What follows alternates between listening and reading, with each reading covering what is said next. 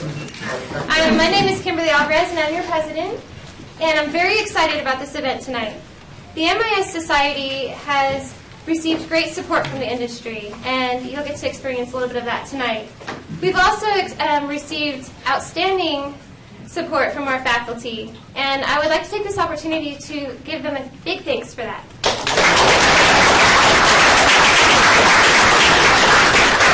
I would also like to thank my officers for the outstanding job that they've done and continue to do. Officers, if you would please stand and introduce yourselves.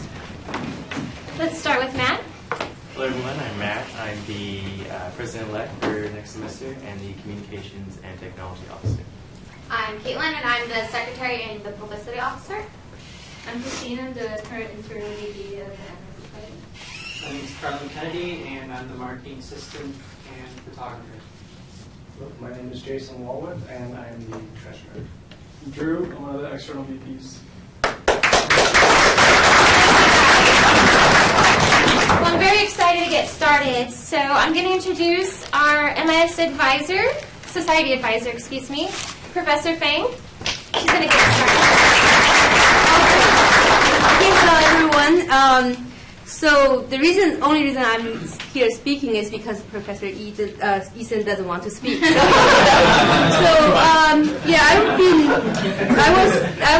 I started at my society. How many of you know when did we start? How old is my society?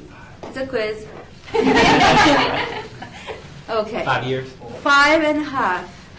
So we started in the fall, but back then in the fall we have officers and we fill out all the paperwork, and we just then we are officially starting, and we just don't know what to do. So we actually have our a great friend Wayne Varus, who's the dean of IT.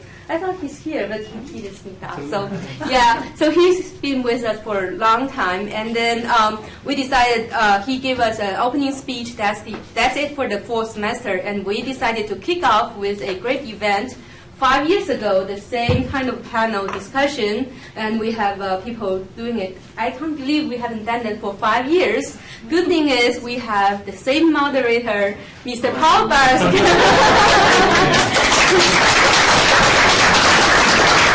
And then I think Alfredo was with us. Yeah, he was the only one still with us, and we have a lot of changes, and we got a lot of new members coming in.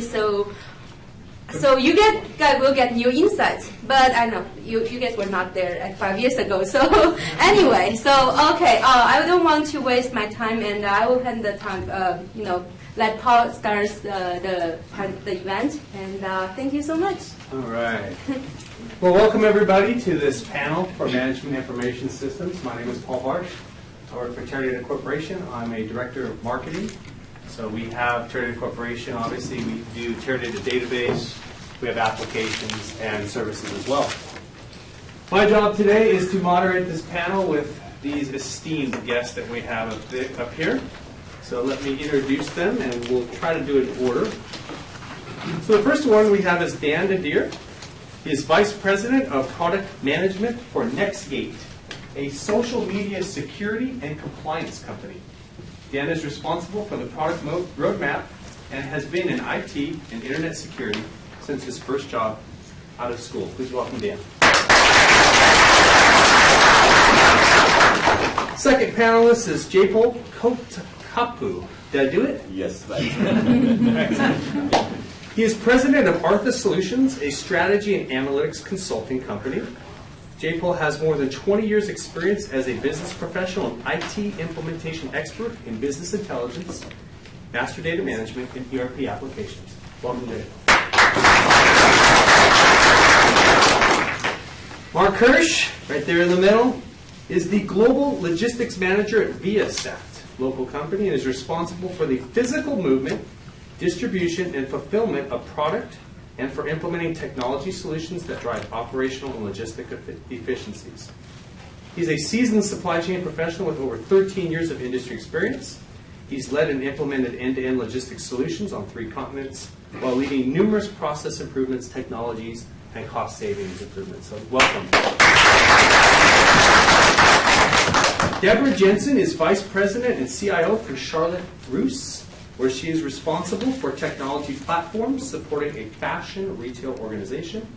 Prior to Charlotte Russe, Debrah was CIO of Jack in the Box, and she was responsible for the corporate systems, supply chain, company and franchise restaurant technology, guest and call center technology. Welcome, Debrah. Mike Zill is Executive Vice President and CIO at CareFusion. Prior to joining CareFusion in 2011, Mr. Zill spent 25 years in operations and information technology leadership positions at Motorola, On Semiconductor, Cisco Systems, and Resme. Welcome. And last but certainly not least is Alfredo Viejobueno. Alfredo and I go way back. He is an IT manager focusing on business intelligence and analytics for HP, Worldwide Printing and Personal Systems. He's been with HP since 1989, and he has more than 15 years experience in IT management and business intelligence. Welcome. So the topic today is careers in IT, everything you need to know in 60 minutes. I'm going to take off my watch just to make sure that we're on time. My goal is to get us out of here in 60 minutes. I have about 10 to 11 questions for our panelists.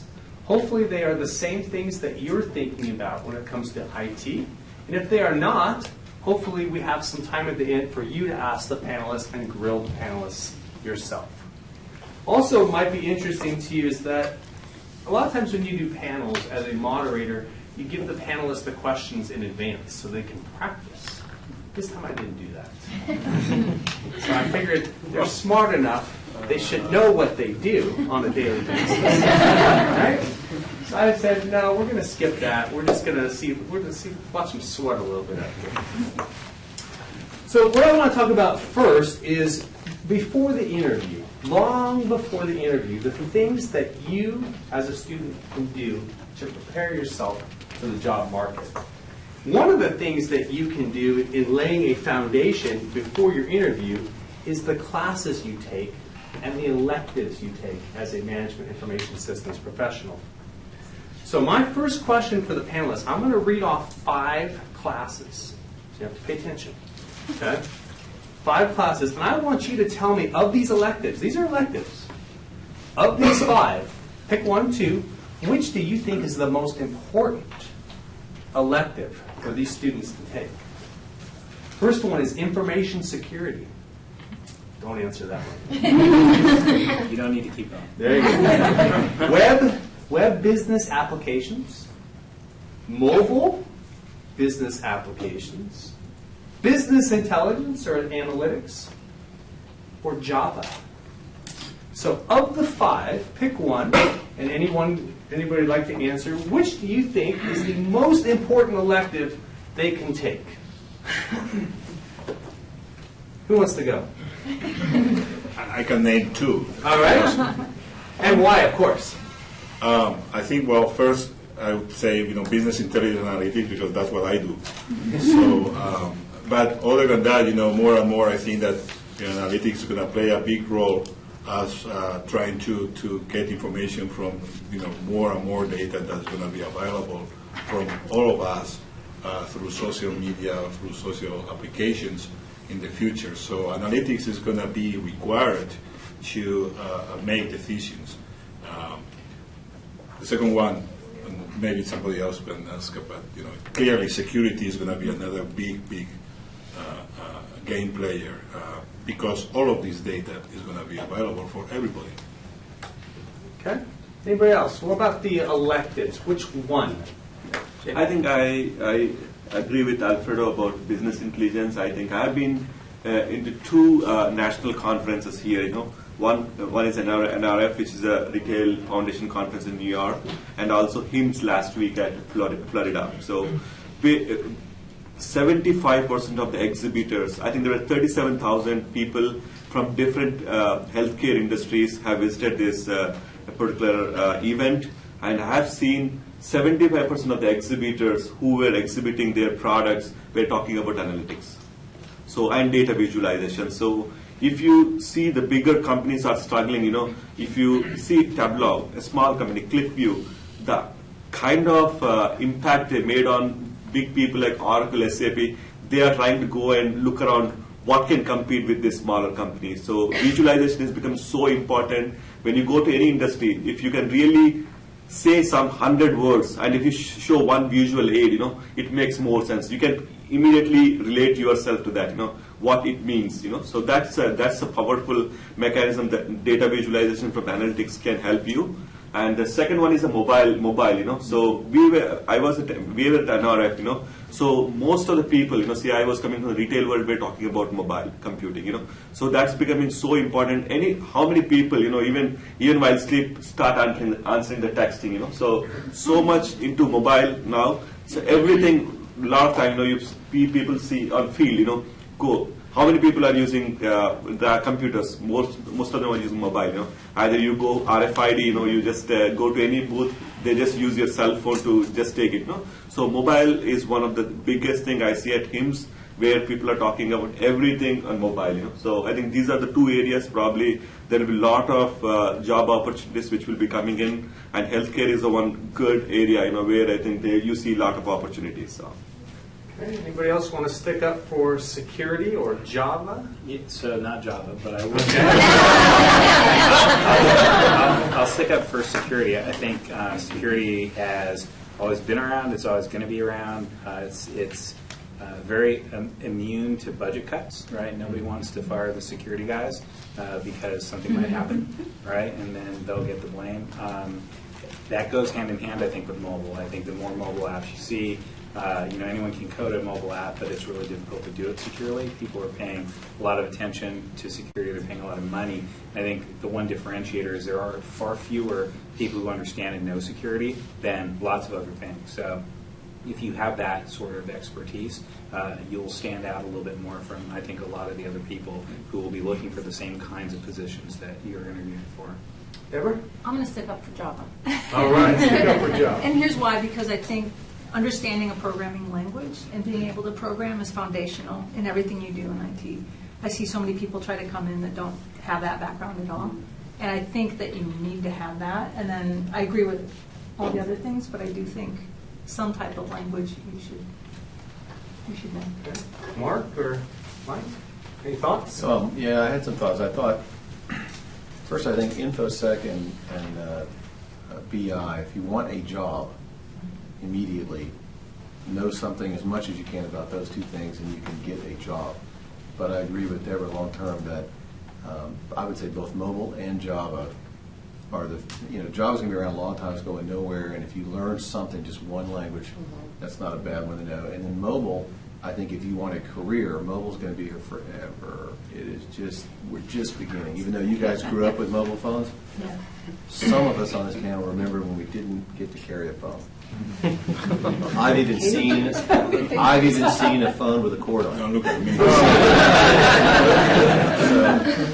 So think about mobile as being, mobile first. You're hearing those kinds of things maybe already.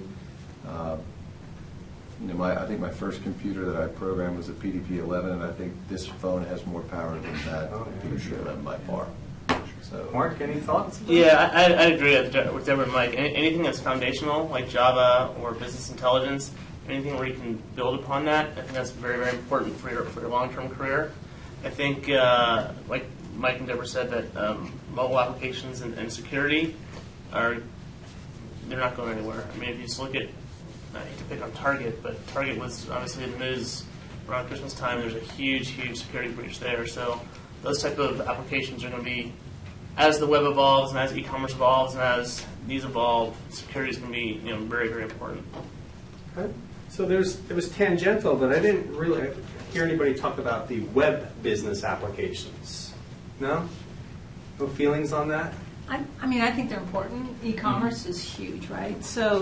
But e-commerce and mobile to me kind of go together. They're very linked in terms of, because a lot of what happens on mobile finalizes on web. Who uses Amazon? Raise your hand. Or your parents or whatever. How many buy on this versus their computer, whatever? Tablet. What percent? How many buy on this primarily? Well, Okay, you guys are not. I buy everything on this. I never ever log in ever onto a web browser unless I'm going to watch television on sports when I'm sneaking away at work and watch a baseball game that's being streamed by my Slingo or whatever I got going. So this is what everybody's buying. I think it's over 50% now purchasing on Amazon. We don't see that in our customers. 50%. Well, you got the try before you We got buy. the girls, yeah. They want the bigger picture of the clothes. It's my view. Good. So that's some good feedback for the professors as well. Not necessarily to remove it, but just importance. So I also think that our panelists would agree that it's good to have experience before you hit that job interview. Okay? And one of the ways that students, and we talked about this a little bit, we had a meeting before this, and we talked about this, but one of the ways that students can get that is through an internship. We also know that internships are sometimes hard to get. There's not a lot of internships out there, and a lot of times they're not advertised. Right? Sometimes they are, sometimes they're not. So with these things in mind, how do you suggest a student get that real world experience before they come talk to you in an interview? Who wants it? Well, we sort of touched that. So we actually had a pre-meeting. We didn't get the questions ahead of time, but unfortunately, but we touched on that in our session earlier. And one is obviously an internship, and second would be participate in case studies in your classes if they actually have case studies, and if there's a finished product that you can bring to the interview, whether it be a report, some sort of deliverable, an app, whatever it may be, that is practical experience that you can say, hey, Mr. or Mrs. Interviewer, this is what I've done. This is the work I've done. So those are two ways to certainly get practical experience prior to the interview. Okay, go ahead, Debrah. A couple years ago, I spoke to one of these classes here, and one of the students pointed out to me, how come, because I was kind of advocating, well, go in and take any job like help desk or whatever, and one of the students said to me, how come I have to take that low level job first? If I were going to nursing school or a doctor, I'd come out, I'm a doctor, I'm a nurse. And I have to tell you, that kind of changed my thinking, and I went back and I've opened up a couple of positions in my department where I'm hiring students straight out of college into a business analyst position or a developer position, because I think it's important. So I think it's, but I look for things in those people where they've actually made a difference themselves. Like one of the guys I hired 6 months ago worked at Target. He was a supervisor on the point of sale line. But he always did little extra things. He figured out how to do reports, or he did a lot of the pin pad installs or whatever. So I now have him on my point of sale team, and he's a business analyst in training. So I think you have to look at all aspects of your life and how can it relate to technology, and then use that to help sell yourself. Okay. Real world experience, how do you get that? I would double down on that and say, I watched a video where a kid, I'll get his name before we leave, was sitting at the dinner table and the parents said, look, so-and-so neighbor has pancreatic cancer, it's definitely going to die, it's a problem, and the son was like, well, how come they didn't catch this? How come the diagnostic wasn't there? What was going on? Remember this? Yeah, and so he just went to bed that night thinking that's unfair, that shouldn't be true, it's whatever. So he did what every college student does. He went to Google and he started researching diagnostics, and I'll just fast forward through graphene and all kinds of other technologies that he figured out. He's got a patent out there now on a device. It looks like it's going to cost about 45 cents to make, that can detect all forms of cancer. He's not the only one, so it's using carbon nanotubes and such. The kind that you would buy on Amazon with your mom's credit card, like he did at 17 or 15 or whatever he was, and he just went and solved the problem. And you guys all have in your hands problems that you can solve. You can go home and you can build a website at home. You can get practical experience without having to go to work. The second thing I would say, and that's just using the internet, the tools that everybody has, right? So there's no excuses. The second thing you have is you can network with people. You guys know what 6 degrees of separation is? I think it's only 3 now with the Facebook and stuff. It's only 3 degrees. You can get to anybody in 3. If you really want to get some real world experience, talk to people and find out who can help you get that. Don't wait for somebody to come to you. You got all these professors up here that are all smart. They know they're talking to all of us. So find a way in your network. How many are in LinkedIn already? Good. See, that's how you do it. And you start writing people like me saying, "Hey, I want something." Right? Or actually, send it to Debrah. Somebody will help you. They will. I mean, it may not be everybody, but somebody will. Right? And so I would say, don't give up and wait. You got to be aggressive. Yeah, don't shy, because you need to show that you want something, and if you want experience, just contact right now with the technology. You can get email almost from anybody and their position, so you can always ask for opportunities. If you don't ask for money, then that's good. So you're gonna be always. You can't just wait and see if nobody's going to come here and give you the opportunity because you're great. You need to be the one really walking to. And if you show interest, you're so passionate to say, I want to do. I want to have some experience.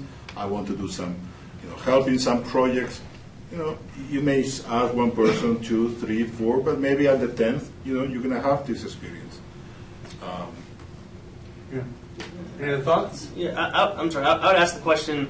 So I have monthly meetings and weekly meetings with my executive team, and I always end the conversation with asking, what can I do for you? So as you're reaching out to these people, what can I do for you? Show them that you want to help. Show that you want to participate. The more you put into something, the more you'll get out of it. So that's just my 2 cents. And I just say, at the end of the day, you're going to be interviewing with somebody, and you're going to tell a story. Well, hopefully, you're going to tell a story. You have to have a story, right? And that story is going to be about what you've done. So whether it's researching on your own, building something, putting up a website, selling something, creating something, or working somewhere, that's going to be part of the story, because people will take a chance on you if you don't have the direct experience, if they think that you're capable enough to have done something for some period of time, right? If you're responsible enough to actually show up, it's like you're halfway there. What I'll say, though, is you need to think longer term, not short term. Sometimes an internship might not be paid, and you could make more money, at a fast food restaurant, but at the end of the day, that's not going to translate into useful experience that you can use when you're trying to interview. So you might have to drive for half an hour. You might have to spend the summer in the Bay Area. You might have to take an unpaid internship. But I would encourage you to think about it long term, not just say, well, it's not worth it to me right now because I have better things to do this summer, because it'll pay off in the end. Jeff? Yeah, another thing what I can add, I think there are a lot of open source network like Apache Foundation. There are a lot of open source where you can go and contribute. There is other way of getting exposure, like everybody said. So though it may not pay you immediately, but it gets you the networking opportunity. Because these are the areas where a lot of people will be looking for. How somebody is doing. So if somebody sees that there is something potential in that particular code you wrote, I think they are going to call you. So that's another way of networking and also sharing your knowledge, to the community. So I got one little other tidbit here. My son he took a job at a deli. I mean, they're doing fried chicken in this deli. They're slicing their fingers off. They're slicing turkey. They're doing stuff, like a regular, like an Albertsons. Where's this deli? Albertsons deli.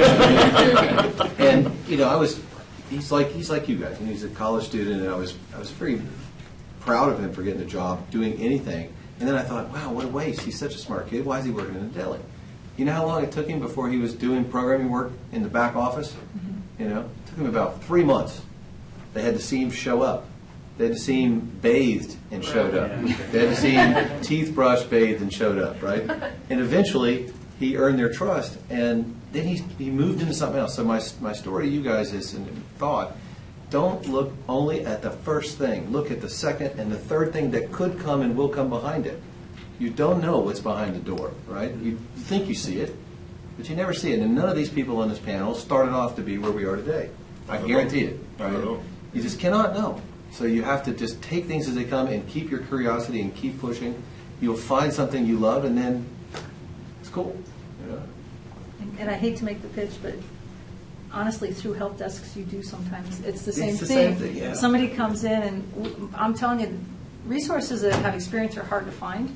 And so if I got, can I say kid because I'm older now, yeah. but on help desk that's showing Smart curiosity kid. that Yeah. goes, wow, this call shouldn't be coming 5 times today. What if you did, all of a sudden that's the guy we're going to pull over into the next group and start training them because I know he's curious, or she.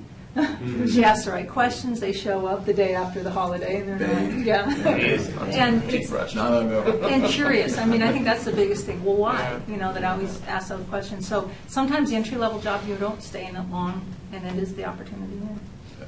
Okay, so we know that bathing's important. Take anything back. Can I just say, everybody laughs, but I think the bar is not high, right? There are a lot of people who can't show up on time. They are not reliable. They can't do the work. I won't say they don't bathe necessarily, but It's a metaphor. Yes, Right. I mean it really is. If you just take that one extra step, intellectual curiosity, you work a little bit harder, you're on time. It makes a big difference. It really does. Okay. So speaking of making a difference, a lot of the skills that you guys learn in your classes are important, but also soft skills are important. So what do I mean by soft skills? Talk about communication skills, interpersonal skills, conflict management skills, how to take criticism, right? How to offer criticism or critique to somebody. So at school, before they get to the workplace, do you have any suggestions for the students on how they can get some of those soft skills so that they can perform well at your particular company? Perfect. Anybody play WoW? Turn it off. Okay. So that is true, though. I think my kids did not develop interpersonal skills until they got away from the computer and started interpersonally communicating with other people. So to the extent you're already doing that, fantastic. You're ahead of the rest of the team, right? If you're spending too much time in the digital world, I think there's value to it, but I also think it takes away from that. So, and yelling in the headset at some guy in Singapore is not. It's not. I've been in these places. I know I fought my own kids on these things. That's my 2 cents on that. I feel very strongly about that because I watch my own kids move from, oh my God, they're going to have no life and there's no hope for them, to, oh my God, they're actually human and they're doing bathing and so somebody else pick up. So soft skills. How do the students get those soft skills before they come see you at the interview?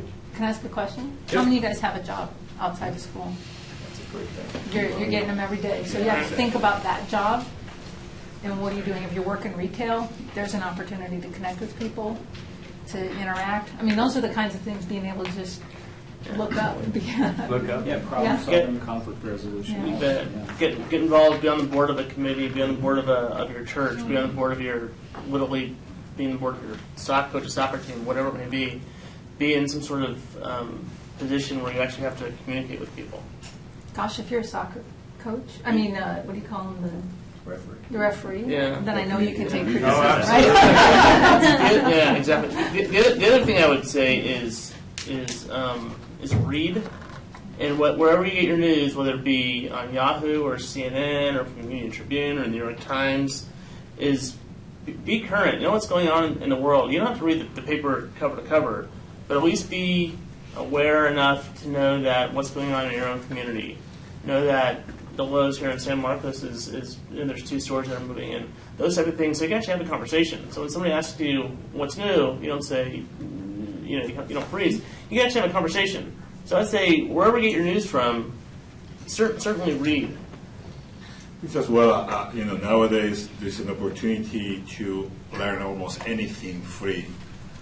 So you can go to YouTube, you can go to the web, and I'm sure you can find trainings that are more interpersonal skills trainings, and how to take criticism, how to make a win-win situation, and negotiation skills. Companies pay thousands and thousands of dollars to send people to those kind of trainings because those are needed in the real world. And you can go. I was actually looking for my son as well on Google to say you need to learn some interpersonal skills here. not just for me, but if you want to, you don't want to make enemies every time you talk. You need to really have some skills, right? How to recognize other people's, how to read other people, know what they say, but why they say that. So one thing that you can do now, you don't need to go to a company, is go to the web and find probably it's 1 hour training. Few slides is going to give you some ideas that you normally don't find, and you may think, well, you catch a couple of things, and you will see that actually works. So because at the end, you can have all the digital, but there are humans behind when you talk with a person. When you are with a computer, well, you can program all you want, but there's still a programming language. I think you hit on something, and I'll just add to it. Everybody probably knows somebody who is pretty good with people. Could be your parents, could be your brother, could be somebody else at school. They're not necessarily popular people, but they never say the wrong thing. It's like miscongeniality. You never say the wrong thing. They're always on the right thing. Go figure out, hang out with those people. See if you can learn something from those people, right? Because they have a way about them that you can learn. And if you've never seen it modeled, it's really hard to just know how to deal. So, and not all of us got great parents. In the job or in the companies that we work, or at least I work, it's you have very smart people who can work with anybody, and they are not really successful unless they found a very niche area, and they're frustrated because at the end, you need to work with people, and if you don't know how to really make the best of the situations, it's going to be a tough time. And many of the decisions of who gets promoted, who gets this job or that job, it's not who knows more Java of the two, because probably both are okay. But then it's like, okay, who is going to be an addition, and who's going to be something that is going to subtract somebody negative, and somebody who is going to be say, yeah, the group is going to be better, or somebody comes to the group and the group goes deeper into the hole. So the soft skills are very used when decisions are made, not just how much you know, but how you work with others is key. Okay. Let's move on to another question. We talked about yours before the interview and the things you can do before the interview, right? The internships, the softer skills, the electives you choose. Let's talk about how to find a job in IT. A lot of students will look at different companies' websites, maybe the newspaper, maybe they'll go to a job fair here at Cal State San Marcos. Talked a little bit about networking. So my question to you is, what's the best way to find an open IT position? So I'll say something that may not be kind of what people have thought about, just because I've been in the startup world for a long time. So startups usually don't have a lot of money, and one good way to figure out who those people are is to see who just got funded. So if you're paying attention to companies that are local that just got some money, oftentimes that's exactly right when they're going to hire. And sometimes they'll want internships. Maybe they're paid, they're not paid. But I think, especially at a small company, it's easy to reach out to anyone and ask, say, this is what I'd like to do. I've got these skills. I'm really excited about what you're doing. I'm really eager to come work for you. There's a lot less bureaucracy. If you're trying to do that at a big company, they're going to send you, to 17 different HR people, and it's going to be a lot harder. So, I've actually done this before. I got 2 jobs, basically by looking to see who was funded and reaching out to them exactly then, because I knew that's exactly when they were hiring. Okay. How to find an open IT position? I would say, I think Mike and one of the panelists hit on it before, but definitely network. And part of the reason why you're here is obviously to learn your core classes and electives and learn the textbook part of education. But the other half of education is getting to know your classmates and your professors and where they're working and where they have worked. It's sort of the 3 degrees of separation. You'll be able to as you meet people and as you talk to people, you'll be able to figure out and navigate what jobs are open. The second one is sort of on what you touched on. At least in my company, we're publicly traded, so every year we prepare budgets. And the whole budgetary cycle is pretty arduous, and we usually don't have any open recs. We usually fill our recs probably the first quarter of the year, unless there's attrition or some sort of replacement. But any new hires or incremental headcount, we usually wait until the beginning of the next fiscal year. So if you have a target company that you're looking at, trying to figure out when their fiscal year is, when their fiscal year ends, and typically more jobs will open in that first fiscal quarter. Is typically when jobs tend to open. More jobs tend to open. Temp. Sometimes temp. Like we hire people out of temp agencies, like especially for our help desk, we staff up during the holiday period, and people can get on there with especially if you have any kind of college background at all, you start there, and then if you're the one that works really hard, sometimes you're the one we keep. And then I would say also, don't discount the companies you're already in, because a lot of them, there's hardly any company today that doesn't have technology, and you can sometimes leverage people knowing you into a little bit bigger job. Maybe that's not even like they don't have to hire you into that department, but you help, and then all of a sudden people start seeing what you offer, and they'll take a chance on you. Okay. Now, conversely, there's a lot of positions that are not open per se, not yet. They're unadvertised, but they're going to open. And it's sometimes frustrating because students don't know that they don't know what they don't know. So my question to you is how do the students learn about these types of jobs and then, of course, apply for those jobs? An unadvertised position. Dan? Yeah, I mean, I think LinkedIn, your network, is sort of the same thing that you've already heard. The more people you know, the more people are going to think about you. And when they have a friend who's looking for someone, they're going to think about you. When they're looking, they're going to think about you. So, yeah, the more you are able to network with people who do what you want to do, the better off you'll be. I think even when we hire, most of the time we hire through referrals, A lot of times that gives an additional trust, If somebody I know, he say, oh, this guy I know, he works good, So that really takes away a lot of filtration what we do. So when you advertise something, you get 100 resumes. A lot of times people do not have time to go through and look for what they need. A lot of times you see the similar skill set to everyone, who you choose. So at the end of the day, if somebody says, oh, this guy I know, he worked there, So the company, suppose if I'm looking at it, if I see a company which I worked prior, probably I'll pull out that, So those are some of the things I think what we need to take a look at it, And networking, as everybody said, networking is very important.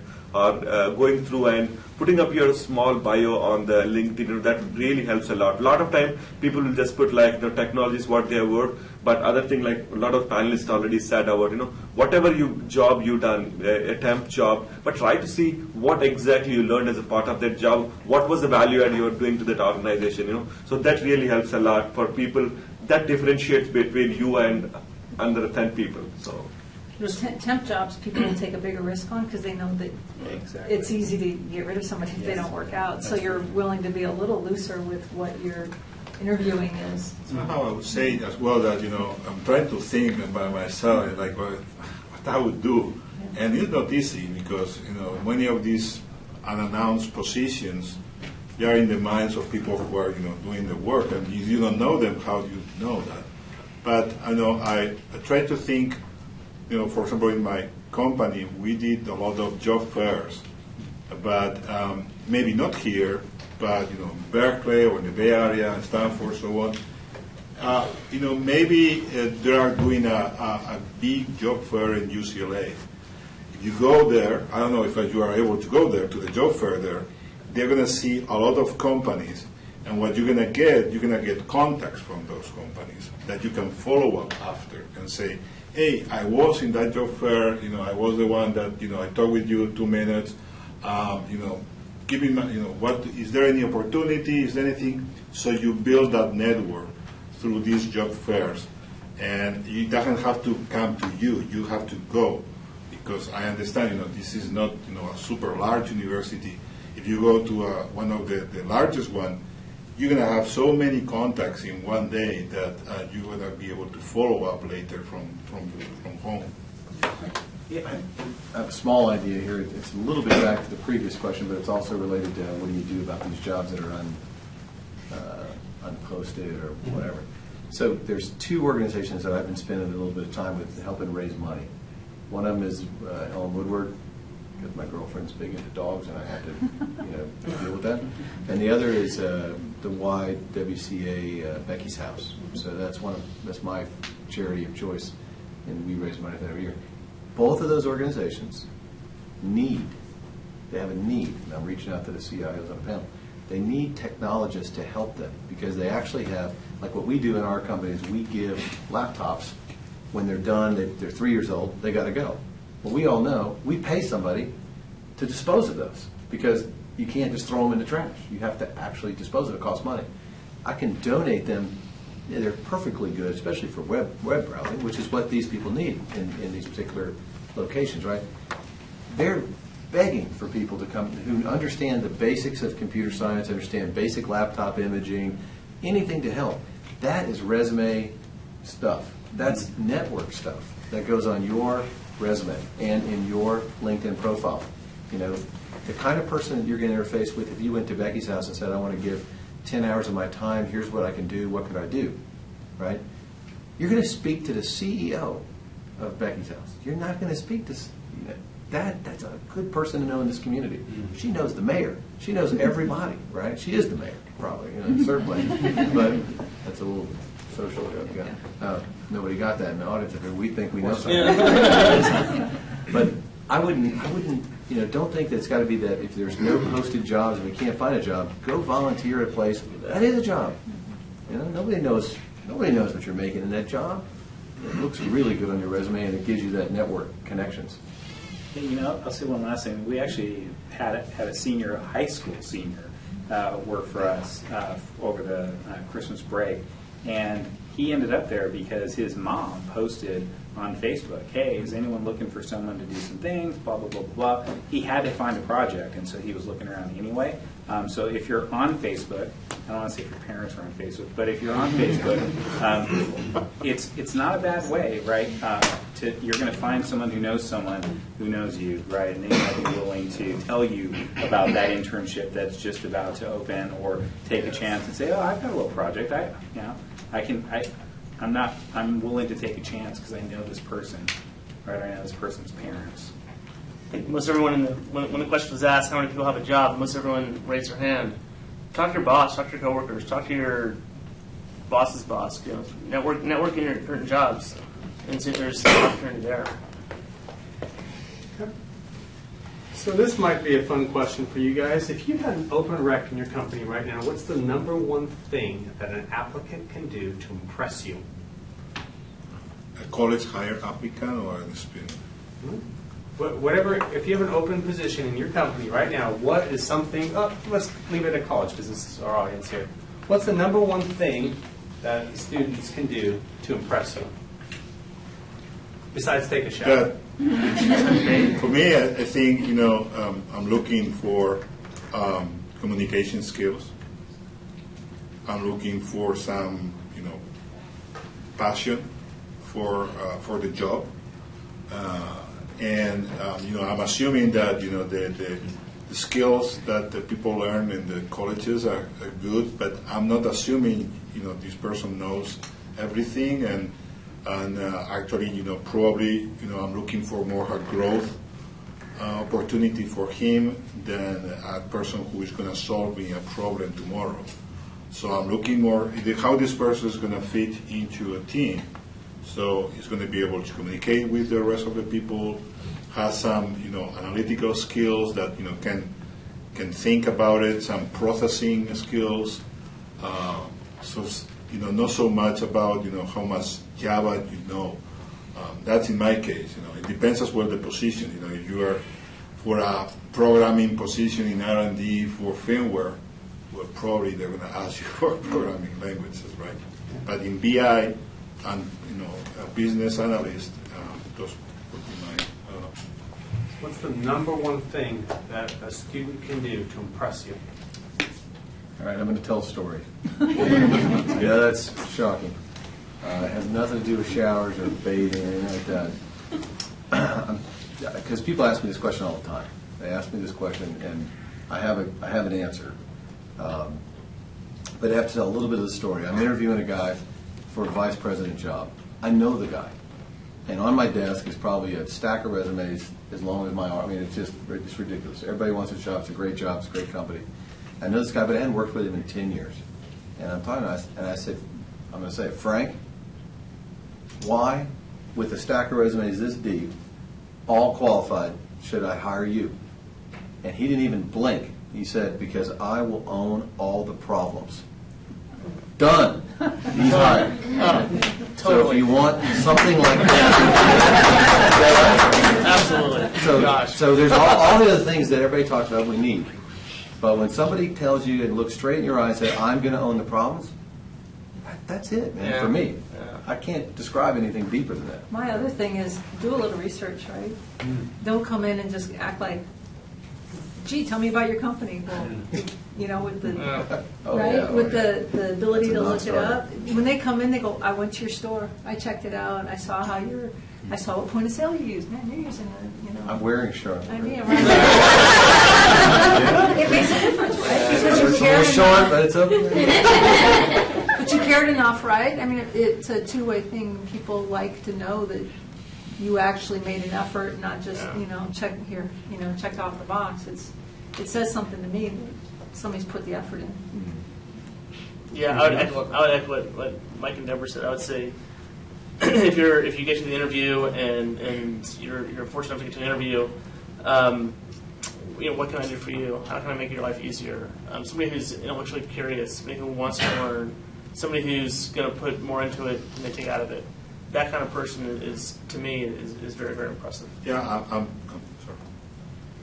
I was gonna, thinking that, some of the major skills that, I've seen in people successfully is people who know how to manage situations. And it can be, the situation is gonna arise and you're gonna panic, or you're gonna say, okay, we have a problem, and it's going to be technical, it's going to be people, it's going to be cultural, it's going to be a mix. So you want to send somebody who's going to say, okay, what's the situation? How we're going to, what's the problem? How we're going to solve it? And he's going to have the soft skills, the technical skills, cultural skills, but this person I can send because I know that, Brian knows how to manage a situation. I have a situation in that area. So I send him, I know, he's going to take care of it. So that's a skill that, it's really, if you show in the interview that you are able to manage situations, I think it's a big plus. Anything else on what a candidate can do to impress you? I think one other thing is reading the job description very carefully. A lot of times we see people getting the interview, but they just focus on their profile, not trying to compare. When you see as a data analyst, you just look at the data analyst, but a lot of times you don't go into the depth of what is that looking for. Suppose you're going for a retail versus a healthcare, it's a totally different way of looking at the job.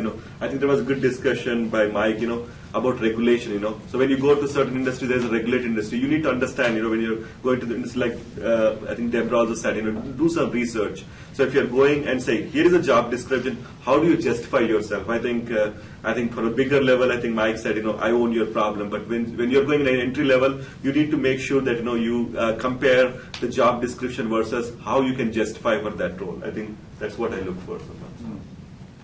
Yeah, so Debrah said it before, and then Mark said it, intellectual curiosity. I want someone who's smart, who's eager, who's going to ask good questions. And then Mark later said, someone who's like, how can I help? What am I going to do? Not, well, what do you got for me? Like, I don't know that I could do. Like, someone who's enthusiastic, they'll do anything because they're so excited about the company. And you can't be excited about the company unless you've done research. And so I literally have had people come into the interview and go, well, what do you do? And, I talk to them to be polite, but they're done, right? After that question, there's no way I'm going to bring them into the company.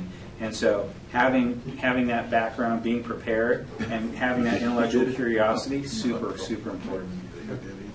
just on my note, I had, I think, the world's shortest job interview when I was in school. I had an interview with Merck. It was for a sales position, and I went in there with my resume, and the interviewer asked me, he said, so tell me about the company's history. Right? And it was kind of an esoteric question, but he wanted to see that I'd done my research. Not do I know the products, but tell me about the company's history. 5 minutes, I was out of there. Right? So the point being that you need to do your research. Could be an esoteric question, but do your research. I have one more. Go ahead. And don't ask me about work-life balance when you're going after an entry-level position. Because that tells me you don't want to work more than an 8-hour day. And I will tell you, I'm sitting where I am today because I worked harder and I worked longer than anybody else. I just outlasted everybody a lot of times.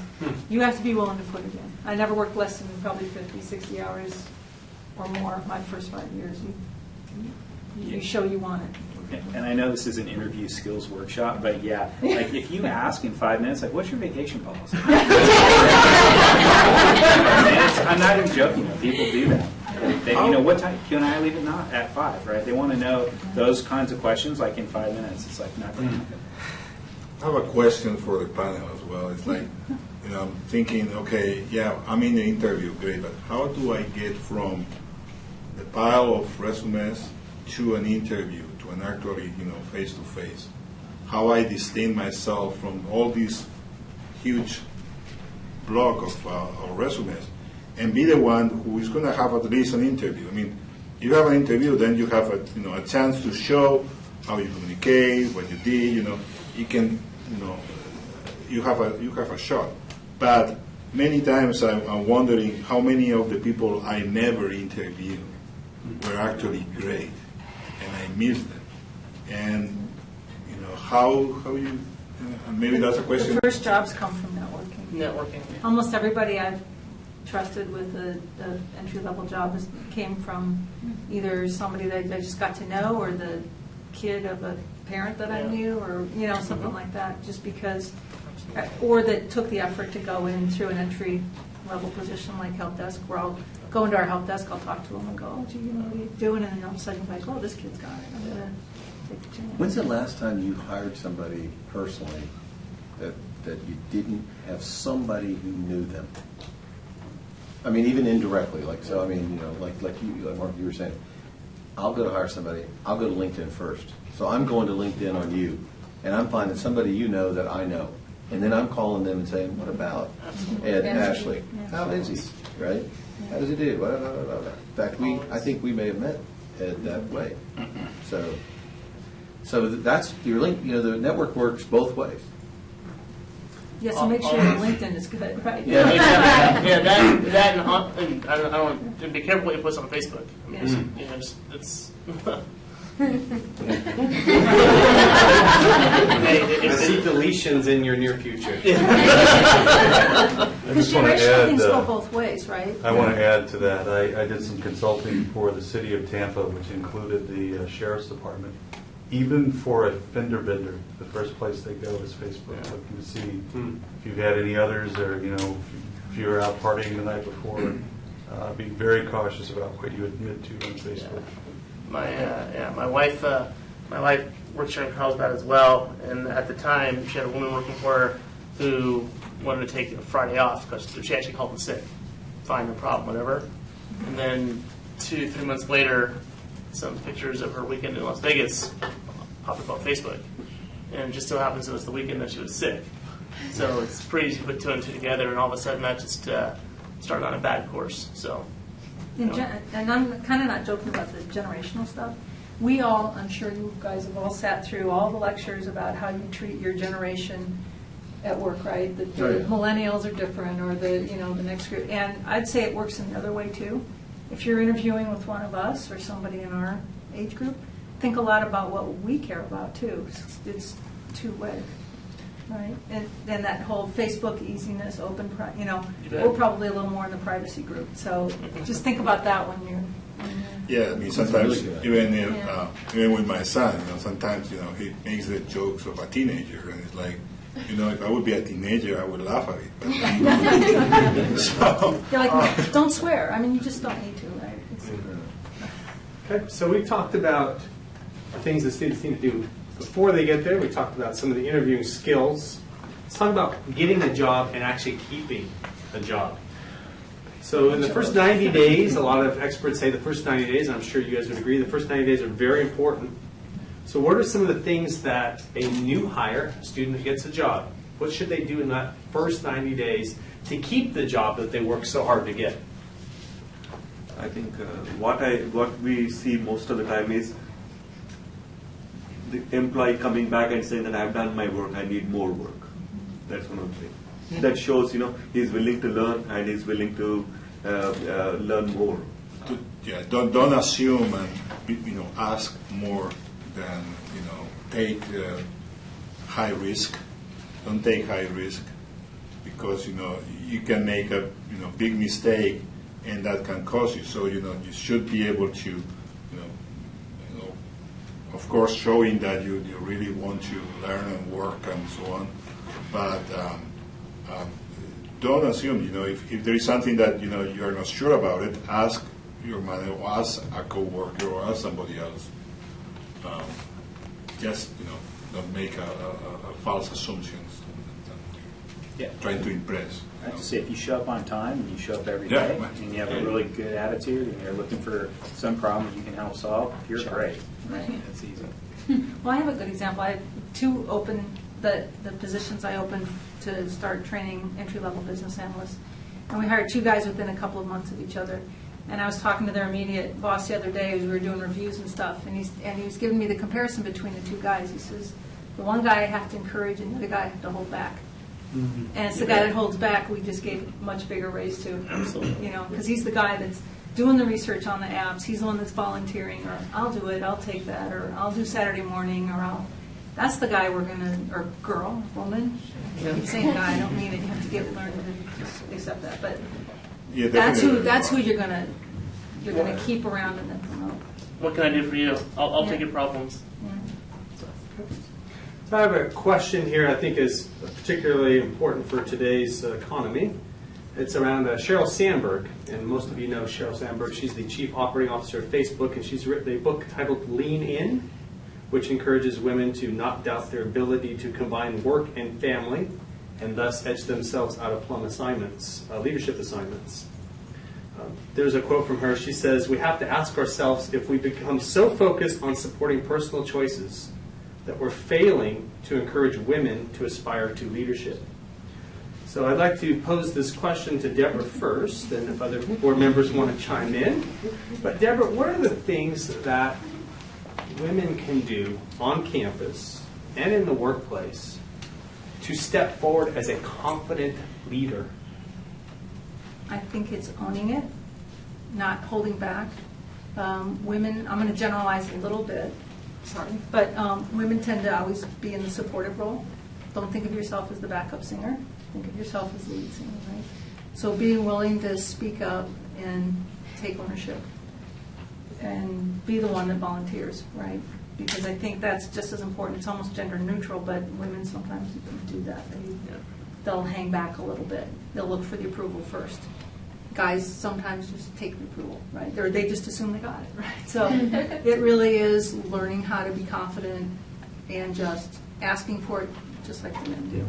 Ask for forgiveness later. That's always been my motto. Yeah. Ask for forgiveness later? Yeah. Or not permission. Don't ask for permission. Just ask for if you have to. Yeah. I completely agree with you, and I think that it's actually going both ways now. I think everybody can read the Lean In book because, I look at the generational change that's happening, and I don't think it's quite as I mean, if you look at the boardrooms and the executive, okay, it's definitely that way. But if you just look at not this room, but most college campuses, there's way more women in college today than there are men, right? So on this campus too. 65 to 70% on this campus. Yeah. That's what I'm saying. So it's already happening, and people are leaning in, and it's okay. Everybody needs to lean in. That's the great thing about it is the pie is not fixed. 3 people can lean in, the rest got to lean back, or the canoe will fall over. It's not true, right? It's just a mindset that we can all have. So I would say everybody can lean in. It's okay. The other piece I would say, though, in the broader context of your career, is that having children is not a female thing. Endeavor. It's a family team effort. thing. Yes. So the probably most important thing you can do is marry the right Pick your person. partner. It's as much their responsibility as it is yours, right? Can we just go on record to say marrying the right person is the most important? Even more important than jobs. No, because most of the women I know that are at the executive level, they have a spouse that does as much as they do, period. So marry the right person if you're going to do that.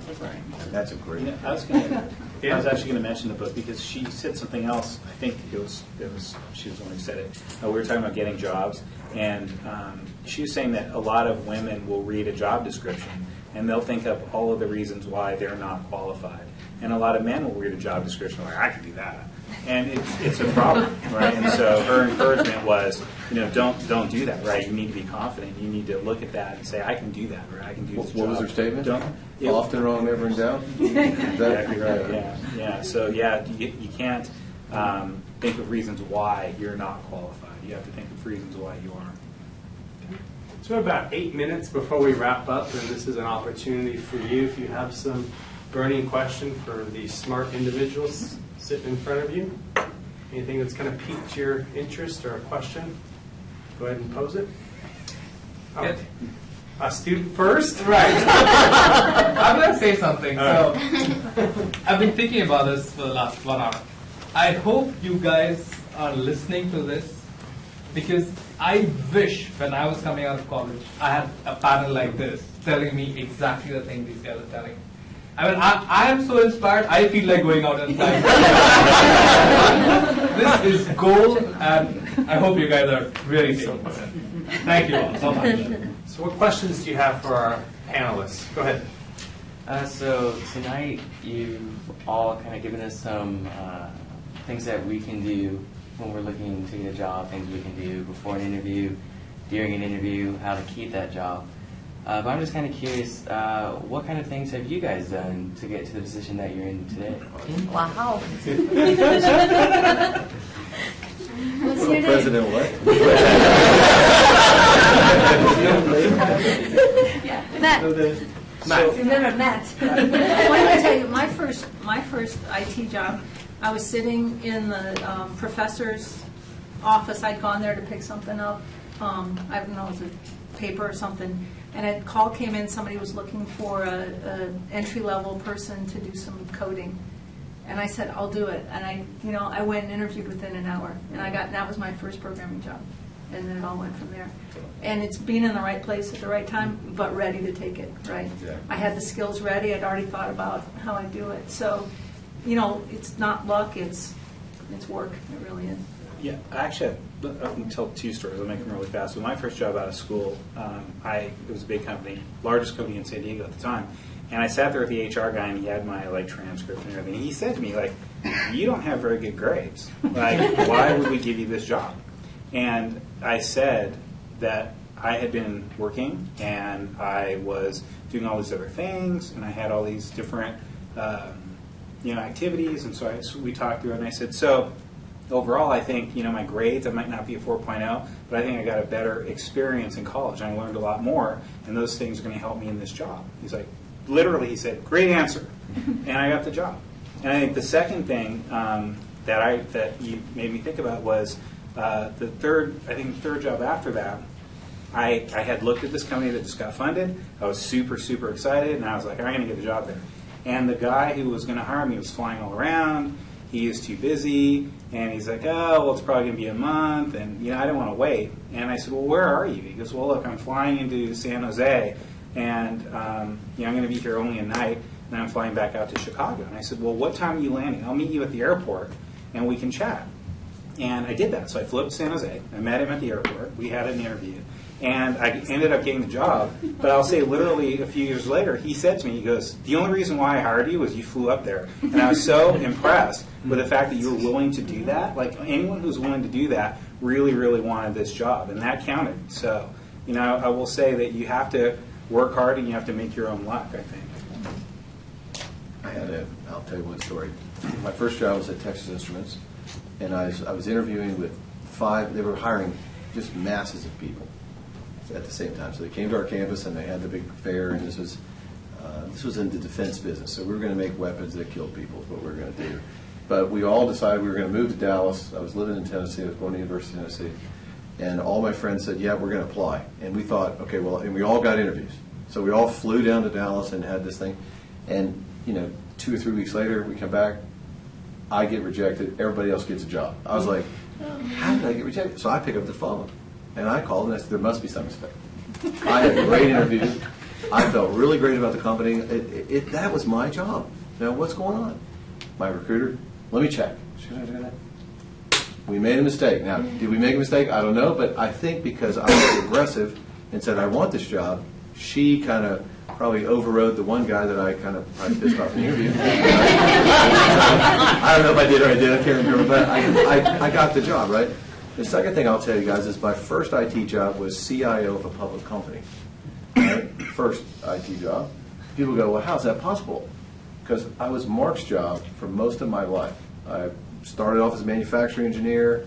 I did many, many jobs across the company, manufacturing, marketing, QA. I've done almost the entire breadth. And the entire way I went, I didn't have Google at the time, but I was constantly using the skills. I was a programmer. I could program anything. I was learning all kinds of stuff, and I was using it as a weapon, because it is a weapon. You guys have a weapon that most people don't have, right? Because you can make these bits and bytes do what you want them to do to serve a purpose. So I was able to apply this weapon to my everyday job, and I would outshine every single the team I was on, whatever, not me personally, but we would all work together and change the game every time. And so by the time I got a little bit further down the line, my boss was like, hey, we're going to spin off the company and we'd like you to be the CEO. And I was like, oh my God, I don't know if I can do it. I had to lean in. Yeah. That's my story. I have time for one more question. Gentleman in the back, go ahead. Yes, for those of you involved in tech startups, could you please illustrate a story of what it's like to be a part of a tech startup failure and a tech startup success? So,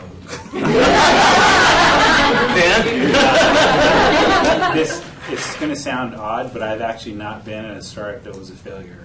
So I don't want to say it that way, but they've all gone public or gotten bought. So, but I know lots of friends who have worked at companies who where they have failed, and I think a lot of times they just run out of money because they're not able to raise enough capital.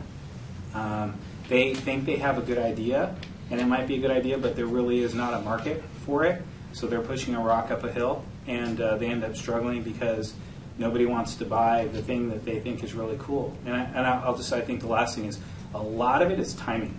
It's just timing. You hear really all of these quote startups that are great. A lot of them, they've been around for 8 years, right? They've been around for 9 years. Dropbox, Box. A lot of these companies that people think as cool startups, they've been around for a really long time. And so sometimes these startups they're just not timed right. And so the timing has to catch up with them to be successful. And one thing I can add. So I'm from India, basically. I've seen a person, so a scientist, basically. He started a company.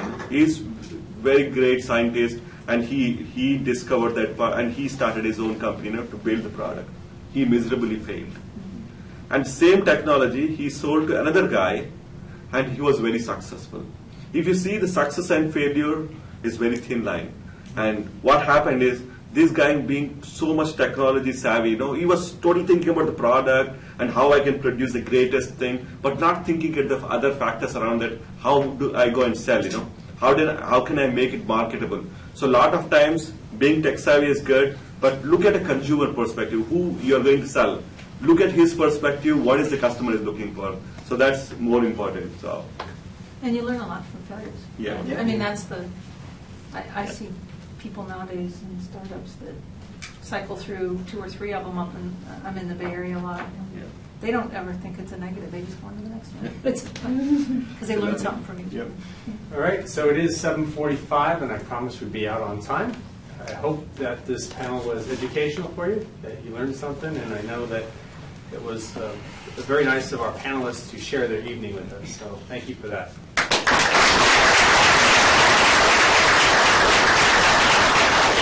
you have additional questions, the panelists might be sticking around for a little bit, so go hit them up. Find this kid, I found. Kid's name, Jack Drake. It's worth the guy's 15-year-old.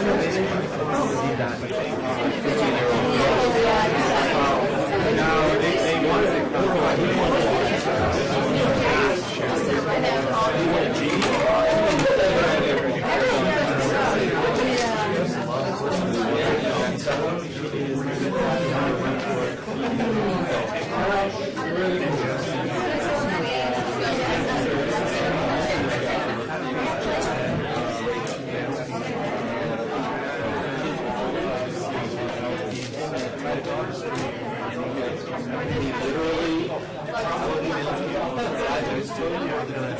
Somebody